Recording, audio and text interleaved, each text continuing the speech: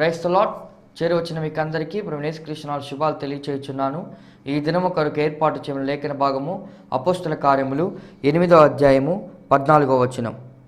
సమరయ వారు దేవుని వాక్యము అంగీకరించిరని యెరూషలేములోని అపోస్తులు విని పేతురును యోహానును వారి యొద్దకు పంపిరి. Praise the Lord. దేవునికి స్తోత్రం. Hallelujah, hallelujah. Praise the Lord. షాలోమ్, మారనాథ. ఈ కార్యక్రమాన్ని వీక్షించడానికి మీ అమూల్యమైన సమయాన్ని కేటాయించినటువంటి నా ప్రియ ఆత్మీయ బంధువులు, స్నేహితులైన మీ అందరికీ నా హృదయ లోతుల్లో నుంచి ప్రత్యేకమైన వందనాలు, శుభాలు తెలియజేస్తున్నాను. హల్లెలూయా. మీ అందరికీ వందనాలు. మీరందరూ బాగున్నారండి? మీ క్షేమ సమాచారం నాకు తెలియజేయాల్సిందిగా కోరుతున్నాను. ఇక్కడ నా 2 నంబర్లు డిస్ప్లే అవుతున్నాయి, 2 వాట్సాప్ నంబర్లు. మీరు వాటిని ఉపయోగించుకొని నన్ను మీరు కాంటాక్ట్ చేయొచ్చు, నాతో మీరు మాట్లాడవచ్చు, మీ ప్రేయర్ రిక్వెస్ట్లు పంపించవచ్చు. ఈ సందేశాల్లో ఏమైనా సందేహాలు ఉన్నట్లయితే మీరు టైప్ చేసి పెట్టవచ్చు. దానికి జవాబులు ఇవ్వడానికి నేను ప్రయత్నం చేస్తాను. అంతేకాకుండా మీ విమర్శలు ఏమైనా ఉన్నట్లయితే దయచేసి మీరు వాటిని టైప్ చేయాల్సిందిగా మిమ్మల్ని ప్రేమపూర్వకంగా కోరుతున్నాను. దేవుడు మీతో ఎలా మాట్లాడాడు అనేటువంటి విషయాల్ని మీరు సాక్షి రూపంలో మీరు తెలియజేయచ్చు. కాబట్టి ఈ విషయాలన్నీ దయచేసి జ్ఞాపకం చేసుకోండి. ఈ కార్యక్రమాలు టీవీలో ప్రసారం చేయడం అనేది అంత సులభమైన విషయం కాదు. ఇది డబ్బుతో కూడుకున్న వ్యవహారం. అయినప్పటికీ ప్రభు కృపను బట్టి ఇంచుమించు ఒక సంవత్సరానికి 3 లక్షల రూపాయలు, అలాగా 3 సంవత్సరాలు అయిపోయింది. ఇది 4వ సంవత్సరం. యెహోవా ఈరే దేవుడు అనుగ్రహిస్తున్నాడు. నేను ఎవరిని అడగడం లేదు, ఆయన్ని అడుగుతున్నాను కాబట్టి ఆయన అనుగ్రహిస్తున్నాడు. మనుషులు అడిగితే ఆయన అనుగ్రహించకపోవచ్చు, ఇవ్వకపోవచ్చు, కానీ ఆయన్ని అడిగితే ఆయన ఖచ్చితంగా ఇస్తాడు. మనుషులు అడిగితే 10 మంది మనుషులను అడగాలి, కానీ ఆయన ఒక్కడిని అడిగితే చాలు. 10 మందినో 100 మందినో అడిగి బతిమలు అడుక్కునేదానికన్నా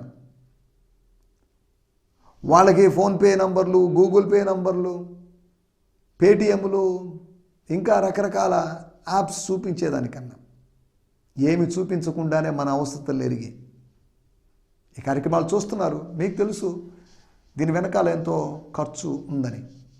ప్రార్థించండి. ప్రభువా, మీ దాసునికి, మా సహోదరునికి దానికి కావాల్సిన వనరులు సమకూర్చమని మీరు ప్రార్థించండి.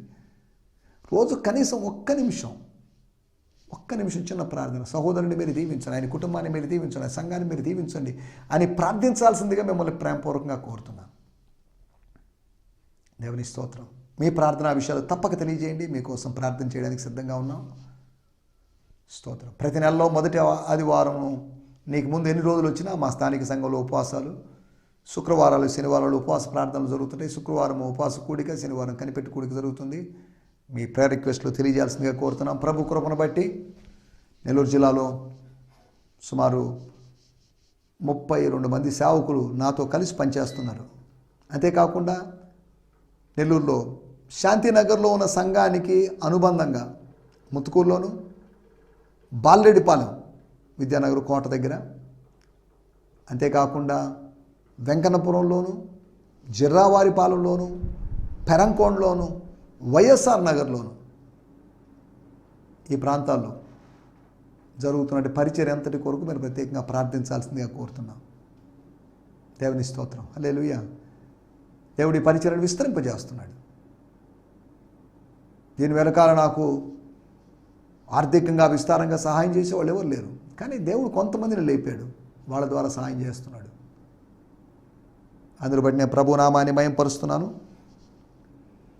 ప్రభు చిత్తమైతే రాబోయే రోజుల్లో 1-2 ఎపిసోడ్లు కెమెరూన్ అనేటువంటి దేశం నుంచి, ఆఫ్రికన్ నేషన్ నుంచి వచ్చినటువంటి దేవజనులోకి ఆయన నాతో పాటు ఉంటున్నారు. పాస్టర్ ఈనో వాలంటైన్ మెరకిల్ అనేటువంటి ఒక దేవజనుడు ఉన్నాడు. మంచి పరిశుద్ధాత్మ పూర్ణుడైనటువంటి మంచి దేవజనుడు, భారం కలిగిన దేవజనుడు. కనుక ఆయన 1-2 మెసేజ్లు ఇవ్వడానికి ఆయనతో నేను మాట్లాడతాను. ఇంతకుముందు కూడా కొంతమంది దేవజనులు వాక్య పరిచయం చేశారు. బయట వాళ్ళకి నేనే చెప్పడం అనేది కాదు, బయట వాళ్ళకి కూడా అవకాశం ఇవ్వాలని ఆలోచన ఉంది. ప్రభు చిత్తమైతే 1-2 సంవత్సరాల తర్వాత కొంతమంది యవన దేవుని సేవకులను తీసుకొచ్చి వాళ్ళ చేత ఒక 15 నిమిషాలు చెప్పించేసి మిగిలినటువంటి 11 నిమిషాల సమయం నేను తీసుకొని ఆ సందేశమో లేకపోతే దానికి అనుబంధమైన దానికి సమాంతరమైన సందేశం ఇవ్వాలనే ఆలోచన కలిగి ఉన్నాను. ఇతరులను ప్రోత్సహించాలి అనేది నా యొక్క ఉద్దేశం. సన్ ఆఫ్ ఎంకరేజ్మెంట్గా బార్నబాస్ మినిస్ట్రీ చేయాలనేది నా యొక్క ఉద్దేశం. నన్ను అనేక మంది ప్రోత్సహించారు. ప్రోత్సహించకుండా నిరుత్సాహపరిచిన వాళ్ళు కూడా ఉన్నారు, అది వేరే విషయం. ప్రోత్సహించిన వారిని బట్టి, నిరుత్సాహపరిచిన వారిని బట్టి, వీరందరిని బట్టి నేను దేవుని స్తుతిస్తున్నాను. కనుక కొంతమందికి ఎంకరేజ్మెంట్ కావాలి, కాబట్టి ఆ ఎంకరేజ్మెంట్ దేవుడు అనుగ్రహించినట్లుగా, ఎవరో ఒకరి ద్వారా ఎంకరేజ్మెంట్ దొరుకున్నట్లుగా. కొంతమంది ఫెలోషిప్ కోసం ఎదురు చూస్తున్నారు, స్పిరిచువల్ ఫెలోషిప్ కోసం సేవ చేస్తూ, ఇండిపెండెంట్గా సేవ చేస్తూ. అటువంటి వారు నన్ను సంప్రదించండి. నా 2 నంబర్లు ఉన్నాయి కాబట్టి నన్ను మీరు సంప్రదించవచ్చు. స్తోత్రం. హల్లెలూయా. ఈ దినము మీరు ఈ వాక్యం వింటున్న సమయానికి ఇంచుమించు నేను మైపాడు దగ్గర ఒక ప్రాంతంలో మా స్థానిక సంఘం యొక్క విశ్వాసీ సభ్యురాలైనటువంటి సహోదరి వాణి యొక్క వివాహ కార్యక్రమానికి వెళుతూ ఉంటాను. కనుక ప్రత్యేకంగా ప్రార్థించాల్సిందిగా కోరుతున్నాం. స్తోత్రం. ఇంకా అనేక మంది యవన బిడ్డలు బాప్తిజాలు తీసుకోవాలి, రక్షింపబడాలి, సంఘంలో చేర్చబడాలి, పరిశుద్ధాత్మ అనుభవం పొందుకోవాలి, మంచి జాబ్ సంపాదించుకోవాలి, వివాహ జీవితాల్లో ప్రవేశించాలి.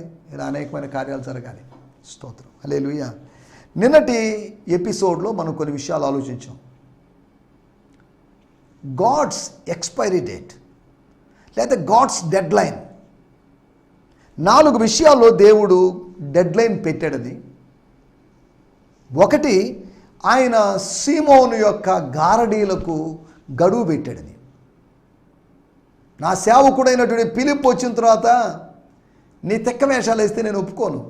అభిషక్తుణ్ణి పంపించినప్పుడు అపవిత్రాత్మ కలిగిన వాడి యొక్క నోరును మూయించాడు. నిజ దేవుని సేవకులు లేచినప్పుడు, real profits, real అపోజల్స్, real pastors లేచినప్పుడు నకిలీ వాళ్ళందరూ నిరుత్తరులైపోతారు, వాళ్ళు నిర్మూలమవుతారనే సంగతిని గుర్తు చేస్తున్నాను. రెండోది, ఒక వ్యక్తి జీవితంలో 40 సంవత్సరాలకు పైగా ఉన్నటువంటి వ్యాధిని, కుంటితనాన్ని, నడవలేనితనాన్ని, బలహీనతను పోగొట్టి ఆ వ్యాధికి అతని శరీరంలో ఉన్న డెడ్ లైన్ను దేవుడు డిక్లేర్ చేశాడు. ఇంతవరకేది. తర్వాత అతనికి మళ్ళీ ఆ కుంటితనం రాలేదు. జీవితాంతం నడుస్తూ గంతులు వేస్తూ దేవుడు మహిమపరుస్తూ అతను గడిపిండొచ్చు. దేవుని స్తోత్రం. హల్లెలూయా. నీ నా శరీరాల్లో ఉన్నటువంటి ఆ వ్యాధులకి డెడ్ లైన్ పెట్టాడు. అవి మధ్యలో వచ్చాయి, మధ్యలో పోతాయి అంతే. ఏ జబ్బు, హార్ట్ ప్రాబ్లమో, బీపీయో, షుగరో పుట్టినప్పుడే మనకు రాలేదు, మధ్యలో వచ్చాయి, ఇవి మధ్యలో వెళ్ళిపోతాయి. వీటి గురించి మనం ఆలోచించాల్సిన అవసరం లేదు. ఎవరు పుట్టగానే క్యాన్సర్తో పుట్టలేదు, కానీ ఈ మధ్యలో వచ్చిన వ్యాధుల్ని దేవుడు మధ్యలో సాగనంపుతాడు. ఈ దేహము దేవుని ఆలయము, ఇది దేవుని ఆలయంగా మార్చబడి దేవుని ఆలయంగా కొనసాగుతూ ఉన్నప్పుడు దీంట్లో దౌర్బల్యాలకు అవకాశం లేకుండా దేవుడు శక్తిని అనుగ్రహించి ఈ దేహాన్ని బలపరుస్తాడు. ఎందుకంటే ఈ దేహం ద్వారా మనం గణపరుస్తున్నాం కాబట్టి ఆయన్ని, ఈ దేహంలో ఆయన కార్యాలు చేస్తాడు. దేవుని స్తోత్రం. హల్లెలూయా. అనారోగ్యానికి ఆయన గడువు పలికాడు. ఇశ్రాయేలు జీవితంలో 430 సంవత్సరాలని డెడ్ లైన్ పెట్టాడు. 430 ఎందుకు పెట్టాడో మనకు తెలియదు, అదొక మర్మం. స్తోత్రం. 430 సంవత్సరాల గడువు పెట్టి తర్వాత వాళ్ళ అరణ్యంలో తీసుకొచ్చి తర్వాత వాళ్ళని వాగ్దాన దేశంలో తీసుకొని పోయాడు. అవి జరిగిన విషయాలు. వాళ్ళ బాధలకు ఒక డెడ్ లైన్ పెట్టాడు. ఈరోజు ఏడుస్తున్నావు, నీ ఒంటరితనానికి ఒక డెడ్ లైన్ పెట్టాడు. రూతు యొక్క వైధవ్యానికి, రూతు యొక్క ఒంటరితనానికి ఆయన గుడ్ బై పలికాడు. నమ్మకంగా ఉంటే దేవుడు కార్యం చేస్తాడు. దేవుని స్తోత్రం. హల్లెలూయా. స్త్రీలైనా పురుషులైనా నమ్మకంగా ఉండాలి, దేవుడు కార్యం చేస్తాడు. Be faithful. మరణం వరకు నమ్మకంగా ఉండము. 4 రోజుల నమ్మకత్వం కాదు, 40 రోజుల నమ్మకత్వం కాదు, మరణం వరకు నమ్మకంగా ఉండాల్సినటువంటి అనుభవం. బహుకాలము నుంచి అనేక దినముల నుంచి ఒక అమ్మాయి డిస్టర్బ్ చేస్తుంది, ఇరిటేట్ చేస్తుంది పాల్ని. పాల్లో దెయ్యాలను వెళ్ళగొట్టే వరం ఉంది పౌలు గారిలో, కానీ తాను ఆ గిఫ్ట్లో అప్పటికప్పుడు ఆయన ఆపరేట్ కాలేదు, అనేక దినముల తర్వాత ఆపరేట్ అయ్యాడు. అనగా దాని అర్థం ఏంటంటే, మనకు వరం ఉన్నది, ఏ వరమైనా మనకు ఉండొచ్చు, కానీ ఆ వరము దేవుని సమయంలో పనిచేస్తుంది. సిమ్ము, కొత్త సిమ్ము కొనుక్కున్నాం, మన ఫోన్లో వేసుకున్నాం, ఆ సర్వీస్ మ్యాన్ లేకపోతే షాప్ వాళ్ళు చెప్తారు ఇప్పుడే కాదండి 24 గంటలు టైం పడుతుంది యాక్టివేట్ కావడానికి. స్తోత్రం. దేవుని సమయం వచ్చినప్పుడు దేవుని కార్యాలు జరుగుతాయి. ఆయన బలిష్టమైన చేతుల కింద దీన మనస్కులై ఉందాం, తగిన సమయంలో హెచ్చిస్తాడు. సమయం రాబోతుంది మనల్ని దేవుడు హెచ్చించే సమయం. మన బాధలకు దేవుడు డెడ్లైన్, దురాత్మ కార్యాలకు దేవుడు డెడ్లైన్ పెట్టాడు అనేటువంటి విషయాల్ని మనం 4 డెడ్లైన్స్, 4 ఎక్స్పైరీ డేట్స్ని గురించి, మనం గడువుల గురించి, పెట్టబడిన గడువుల గురించి, గగనములోని దేవుడు పెట్టినటువంటి ఆ గడువుల గురించి మనం మాట్లాడుకోవడం జరిగింది. రండి ఈ సమయంలో మన దేవుని వాక్యాన్ని ధ్యానించుకుందాం. స్తోత్రం, స్తోత్రం. మన ధ్యానం నిమిత్తమై అపోస్తుల కార్యములు 8వ అధ్యాయం, book of acts 8th chapter, words 14, 14వ వచనం. సమరయవారు దేవుని వాక్యము అంగీకరించినని యెరూషలేములోని అపోస్తలులు విని పేతురును యోహానును వారి యొద్దకు పంపిరి. దేవుని స్తోత్రం. సమరయవారు, సమరయ ప్రజలు సువార్త విని, సూచక్రియలు చూసి, బాప్తిజం పొంది, గారడి సీమోను చేతుల్లోంచి బయటపడినట్లు సమరయ ప్రజలు. సమరయవారు దేవుని వాక్యము వినిరని కాదు, అంగీకరించిరని యెరూషలేములోని అపోస్తులు విన్నారు. ఒకరి జీవితంలో జరిగిన దాని గురించి మరొకరు విన్నారు. అన్యజనులు విశ్వసించారు, అన్యజనులు అంగీకరించారు అని అపోస్తులు విన్నారు, తెలుసుకున్నారు. ఎలా తెలుసుకున్నారు?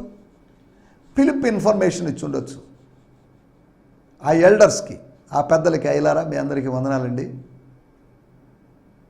దేవుని కృపను బట్టి గారడి సీమోను కూడా బాప్తిజం తీసుకున్నాడు. దేవుని గొప్ప కార్యాలు జరుగుతాయి, సూచక్రియలు జరిగాయి, కుంటోళ్ళు నడుస్తున్నారు. పక్షవాయువు కలిగిన వాళ్ళందరూ బాగా అయిపోయినారు. దేవుడు ఇప్పుడు ఏం లేదు, అంతా బాగానే ఉంది, నార్మల్ అయిపోయింది. అనారోగ్య సమరయ కాదు, సిక్ సమరయ కాదు, ఇప్పుడు ఇది హెల్తీ సమరయగా మారింది, ఆరోగ్యవంతమైనటువంటి సమరయగా మారింది. మీరు రండి, ఎవరో ఒకరిని పంపించండి, పేతురయ్య గారినో, పేతురు పాస్టర్నో, యోహాన్ పాస్టర్నో పంపించండి అని ఆత్మీయ సహాయాన్ని బహుశా ఆయన కోరుంటాడు, దానివల్ల పంపించుంటాడు. రాయబడింది, నేను చదువుతున్నాను. ఫాదర్స్ లైఫ్ న్యూ టెస్టిమెంట్ వచ్చి వాడుక భాషలో కూడా మనం చదువుకుందాం. అపోస్తల కార్యములు 8వ అధ్యాయము 14వ వచనం. Now when the cent once అంటే సెంటు భూమి కలిగిన వాళ్ళు అని కాదు, పంపబడిన వాళ్ళు. వెన్ ద సెంట్ వన్స్ అనగా apostles who were at Jerusalem heard that Samaria had received the word of God. సమరయ వారు అని కాదు, సమరయ దేవుని వాక్యాన్ని స్వీకరించారని వాళ్ళు విని, they cent Peter and Jan to them. దేవుని స్తోత్రం. చదువుదాం వాడుక భాషలో. యెరూషలేములోని అపోస్తలులు సమరయ దేశం దేవుని సందేశాన్ని అంగీకరించిందని విని పేతురును యోహానును అక్కడికి పంపారు. దేవుని సందేశం విన్నారని, దేవుని సువార్త విన్నారని, దేవుని వాక్యం విన్నారని. నేను చదువుతున్నాను ఫాదర్స్ లైఫ్ న్యూ టెస్టిమెంట్లో, క్షమించండి, బ్రియాన్ సిమ్మన్స్ గారి TPT the passion translation. When the apostles in Jerusalem heard that Samaritans had accepted God's message of life, they sent Peter and John. యెరూషలేములో ఎక్కడికి కదలకుండా, విశ్వాసులు చెదిరిపోయినప్పటికీ తాము చెదిరిపోకుండా, బెదిరిపోకుండా నిలిచిపోయినటువంటి అపోస్తలులకి సమాచారం వెళ్ళిపోయింది, గుడ్ న్యూస్ వెళ్ళిపోయింది, రిపోర్ట్ వెళ్ళిపోయింది, నివేదిక సమర్పించబడింది.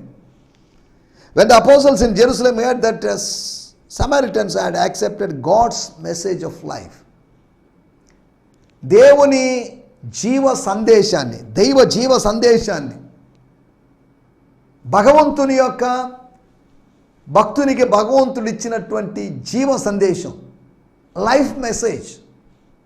స్తోత్రం. Live message. స్తోత్రం. Hallelujah. God's message of life.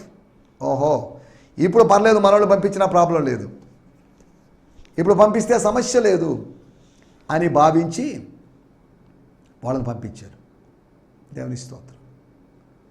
వాళ్ళు లైఫ్ పొందుకున్నారు, మరింత లైఫ్ పొందుకోవడానికి, బేసిక్ లైఫ్ పొందుకున్నారు, డీపర్ లైఫ్ పొందుకోవడానికి, ప్రాథమికమైన జీవాన్ని పొందుకున్నారు, లోతైన జీవాన్ని పొందుకోవడం కోసం, ఫండమెంటల్ ఎక్స్పీరియన్స్ పొందుకున్నారు, ప్రాథమికమైనటువంటి అనుభవం పొందుకున్నారు. కానీ డీపర్ ఎక్స్పీరియన్స్ కోసం అపోస్తులు ఇద్దరు పంపబడ్డారు. పేతురు, యోహానులు పంపబడ్డారు. దేవుని స్తోత్రం. వాక్యమును అంగీకరించడం. సమరయలో మతం ఉంది, సమరయలో రిలీజియన్ ఉంది, యూదా మతాన్ని పోలినది మతం ఉంది అక్కడ. వారు తమ మత సంబంధమైనటువంటి పుస్తకాల్లోని ధర్మశాస్త్రము లాంటి తమ ధర్మశాస్త్రములోని మాటలను అంగీకరించారు అని కాదు. స్తోత్రం. హల్లెలూయా. వారు దేవుని వాక్యమును అంగీకరించారు. స్తోత్రం. హల్లెలూయా. దేవుని వాక్యం అంటున్నప్పుడు 25వ వచనంలో రాయబడింది, అంతటా వారు సాక్ష్యం ఇచ్చొచ్చు ప్రభు వాక్యము అని రాయబడింది. స్తోత్రం. హల్లెలూయా. 4వ వచనం, 8వ అధ్యాయము 4వ వచనములో, కాబట్టి చెదిరిపోయిన వారు సువార్త వాక్యమును ప్రకటించుచూ సంచారం చేసిరి. వాక్యమే, దేవుని వాక్యము అని చెప్పబడింది. రెండోది ప్రభు వాక్యము అని చెప్పబడింది. మూడోది వచ్చేసి సువార్త వాక్యము అని చెప్పబడింది. ఒక్క వాక్యమే 3 విధాలుగా పిలువబడింది అనే విషయాన్ని మీకు జ్ఞాపకం చేస్తున్నాను.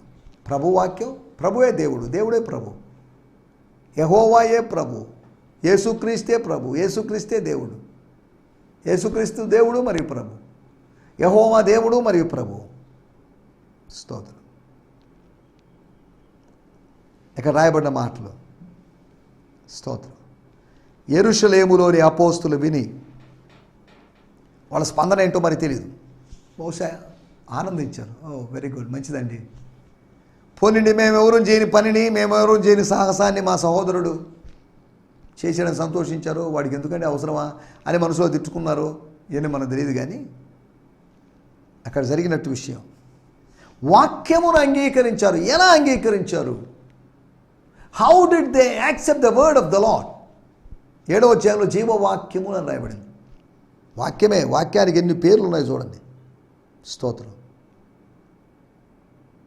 వాళ్ళు దేవుని వాక్యాన్ని తృణీకరించారని కాదు, అంగీకరించారని. ఫిలిప్పు చెప్పినటువంటి యూదా మతపు ధర్మశాస్త్రంలోని వాక్యాలని కాదు, యేసును గూర్చిన వాక్యాలు, సువార్త వాక్యాన్ని వాళ్ళు అంగీకరించారు. దేవుని స్తోత్రం. హల్లెలూయా.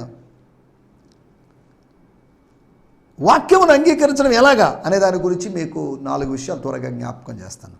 యోహాను సువార్త 4వ అధ్యాయము 42వ వచనం. మా మట్టుకు మేము విని ఈయన నిజముగా లోకరక్షకుడని తెలుసుకొని నమ్ముచున్నామని. దేవుని స్తోత్రం. మేము నమ్ముచున్నాం. ఎలాగా? మా మట్టుకు మేము విని, 41లో రాయబడింది, ఆయన మాటలు అనగా క్రీస్తు మాటలు. అంటే 40వ వచనంలో 2 దినములు అక్కడ ఉన్నాడు, తమ యొద్ద ఉండమని వేడుకున్నారు. 2 దినాలు గడిపాడు. 2 దినాలు పలికిన మాటలు విని, స్తోత్రం, 48 గంటలు ఆయన పలికిన మాటలు విని, 48 గంటల్లో ఒకవేళ 4 గంటలు వాక్యం, ఆ మాటలు విని, ఆయన ప్రసంగం, ఉపదేశం విని, రాజ్య ఉపమానాలు అవి విని, ఇంకనూ అనేకులు నమ్మి, ఆ స్త్రీని చూసి, సిస్టర్ మీకు వందనాలమ్మా, ప్రైజులాడమ్మా, ఇక మీద నువ్వు చెప్పిన మాటను బట్టి కాదు, అప్పుడెప్పుడో నువ్వు చెప్పావని ఈయన మెస్సీ అయి ఉండొచ్చు కదా అని అనుమానం వ్యక్తం చేశావే, దాన్ని బట్టి కాదు, మా మట్టుకు మేము విని ఈయన నిజముగా లోకరక్షకుడని తెలుసుకొని నమ్ముచున్నాం. మేము విన్నాం, నువ్వు చెప్పలేదుగా, లోకరక్షకుడని చెప్పలేదే. ఆయన ఒక ప్రవక్త అని, పురుషుడని, యూదుడని, మెస్సియా అయిండొచ్చు అని నువ్వు చెప్పావు. కానీ మేము ఒక కొత్త ప్రకటన చేస్తున్నాం. ఆయన సమరయకు మాత్రమే కాదు, ఆయన లోకమంతటికి రక్షకుడు. స్తోత్రం. He's the saviour of the world.